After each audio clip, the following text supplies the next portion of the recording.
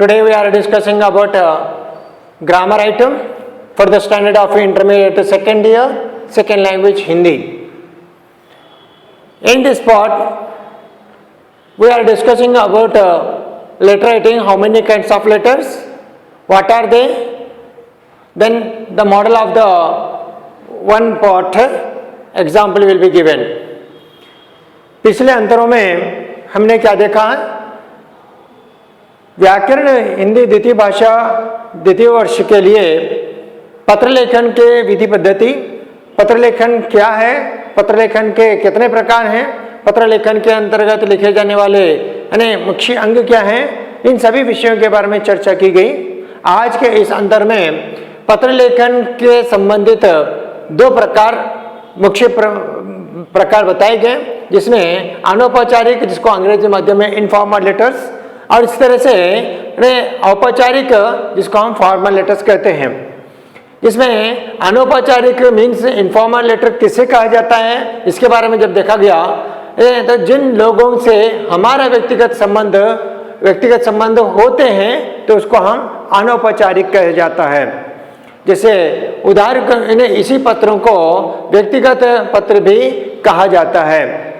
मैंने यहाँ पर अपने निजी संबंधी पत्रों का जो संचालन किया जाता है उसको हम अनौपचारिक पत्र के रूप में मानते हैं.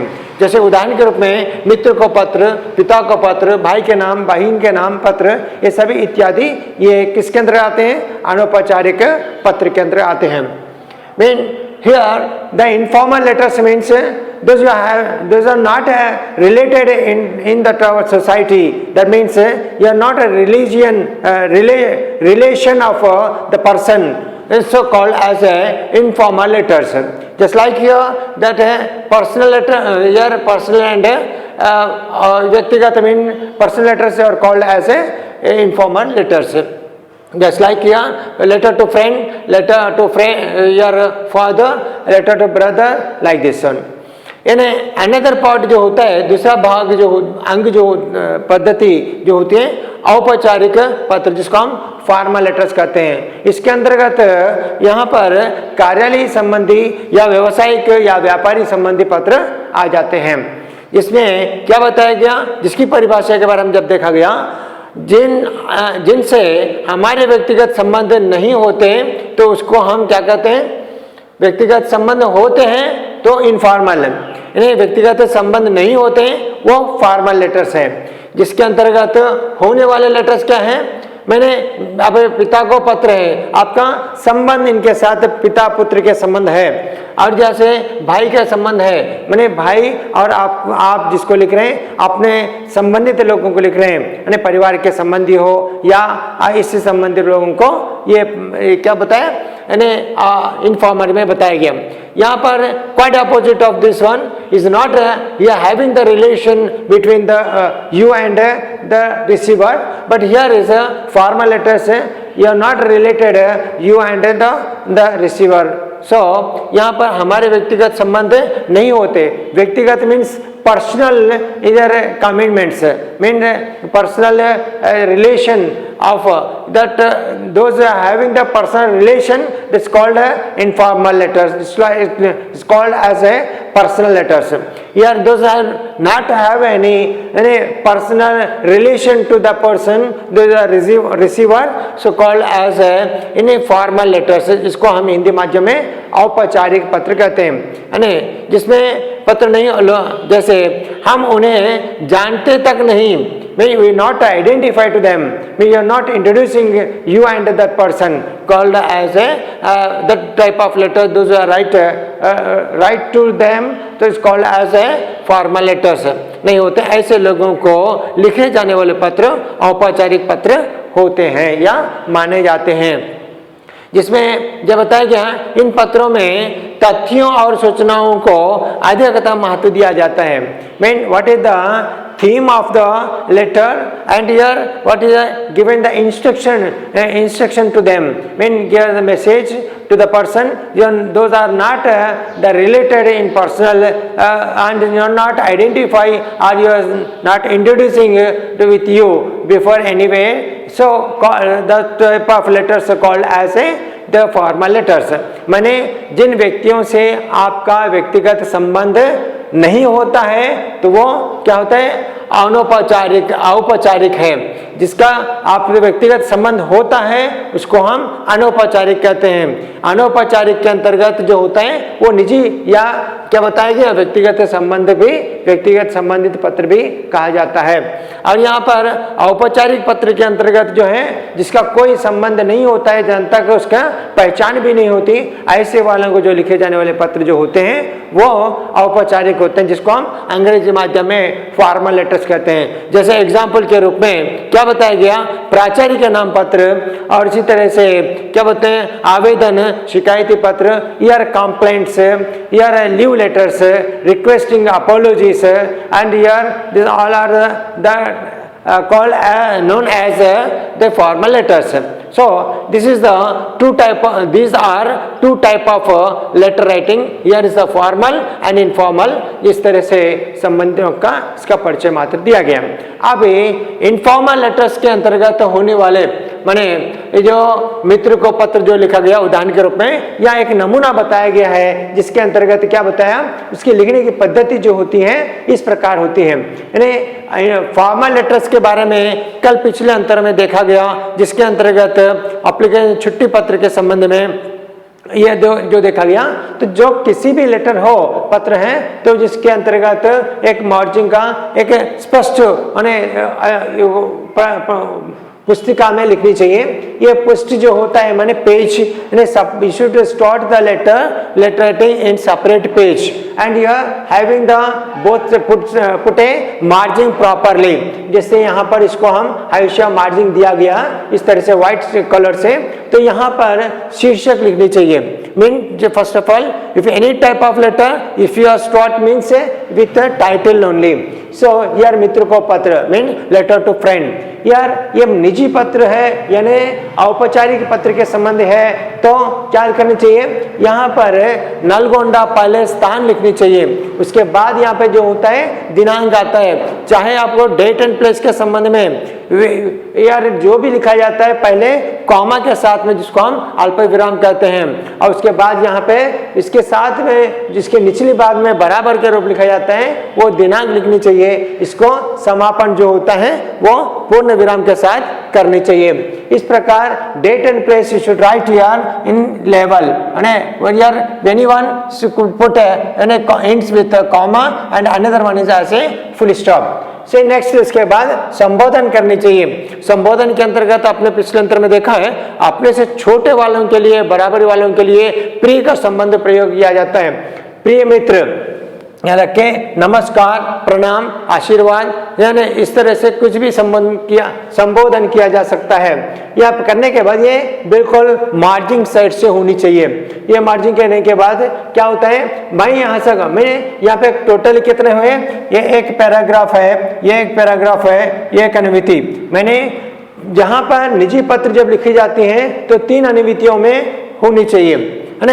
ये 3 अनुमितियों के अंतर्गत पहली अनुमिति ये देखिए, हर अनुमिति mean each paragraph the 2 sentences are there. Sentence means not a line, your sentence means you complete one of those group of words make a certain sense called known as sentence। So here the पहला paragraph में जो होता है कुशल संदेश देनी चाहिए, है ना। तो कुशल संदेश में क्या होनी चाहिए कि मैं ऐसा कुशल रहकर आपकी कुशलता चाहता हूँ। चाहे वो मित्र को लिखें, पिता को लिखें, बहन को लिखें, भाई को लिखें, किसी भी प्रकार की निजी या पर व्यक्तिगत पत्र लिख रहे हैं तो जिससे आपका कोई संबंध है, जिससे लिखा जा रहा है तो उसका कोई संबंध है, तो उसको क्या करनी चाहिए, कुशल संदेश पहले सेंटेंस फर्स्ट सेंटेंस से common to all, just letter to friend, letter to brother और मदर और फादर, एनीवे। सो मैं यहाँ से कुशल रहकर आपकी कुशलता चाहता हूँ। दो यहाँ पर कुशलता, स्वयं का कुशलता बताते हुए दूसरों की कुशलता के बारे में जानकारी पूछताछ हो रही है।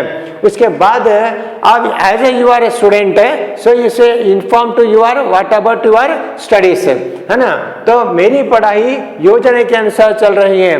Mean my education my studies as per my education my study as per proper only, means you are properly preparing well.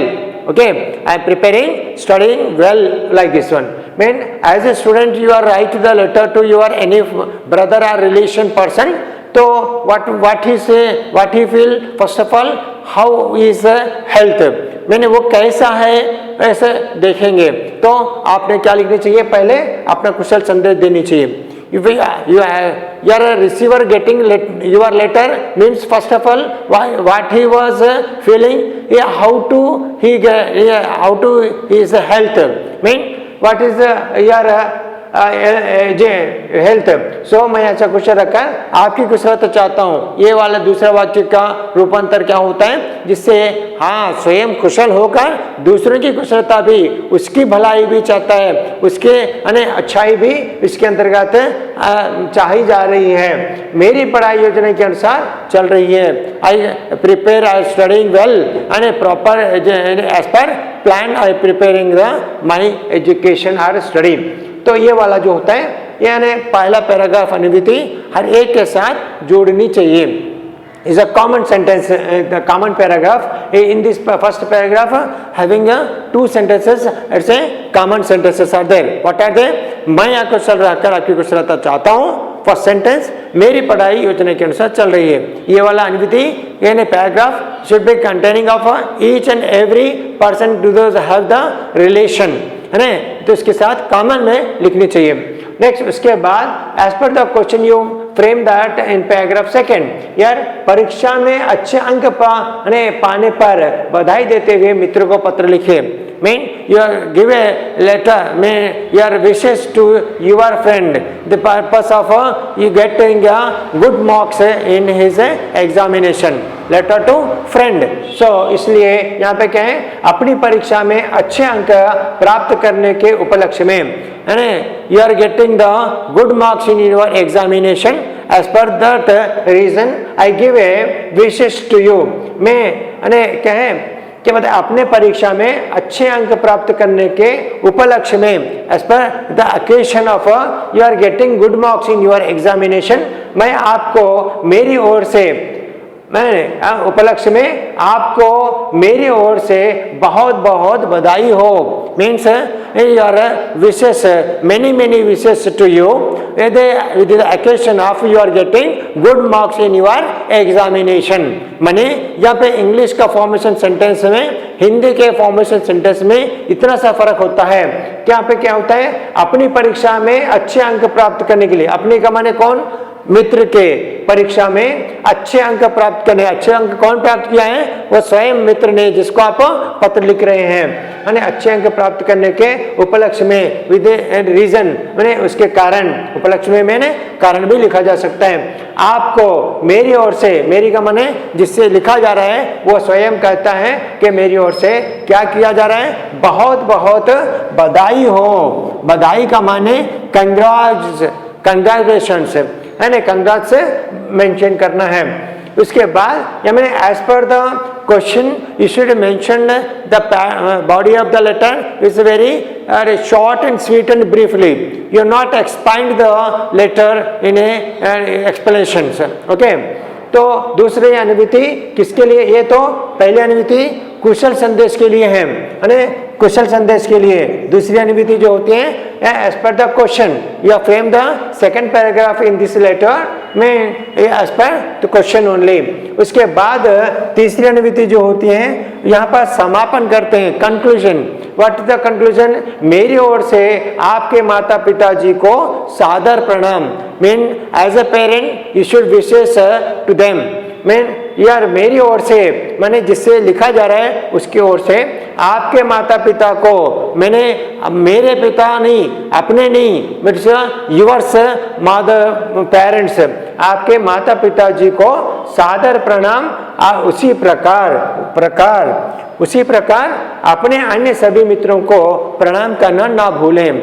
As per the your parents, as per the elders, your parents are there, so you should be given a responsibility to the wish them. Next, another one is you should be wish to other friends too. Not only you are connected your friends, contacting friend, but your other friends too, right? यार अन्य सभी मित्रों को प्रणाम कहने. You should be wishes to the all friends. Remember the all friends in your contacting friend. Okay. तो इस प्रकार से अंतिम वाला जो है समापन में क्या करना है, जो मित्र को लिखा जा रहा है तो उनके माता पिता को सादर प्रणाम करने चाहिए, क्योंकि माता पिता जो होते हैं अपने स्वयं के नहीं हैं बल्कि किसी के भी माता पिता जन्म देने वाले, जो संतान को जन्म देने वाले माता पिता कहे जाते हैं, उनको सादर प्रणाम कहना चाहिए. मैंने साष्टांग नमस्कार जो कहा जाता है उसको इस प्रकार का संबोधन है, सादर प्रणाम, आदरता के साथ प्रणाम करना चाहिए. और इस प्रकार जो है माता पिता के बाद उसी प्रकार अपने मित्रों को भी, अन्य मित्रों को भी संबोधन करने चाहिए. वो जो होता है मित्रों को, अन्य सभी मित्रों को, is not only the one और two, the all the remaining all the friends, अन्य सभी मित्रों को प्रणाम कहना ना भूलें. इस प्रकार से उसका समापन करना चाहिए. Just you see here what you observed in this letter writing, 3 paragraphs are there. First, second, third. In these 3 paragraphs here containing 2 sentences are there. So shortly what you are given a message to that your friend, those who are getting the good marks in his examination, so you give the wishes to them. So at the time this is our occasion, so you not only write these 2 sentences but you should be give the wishes to them. First of all them how to your studies, and next you are remembering that other friends too.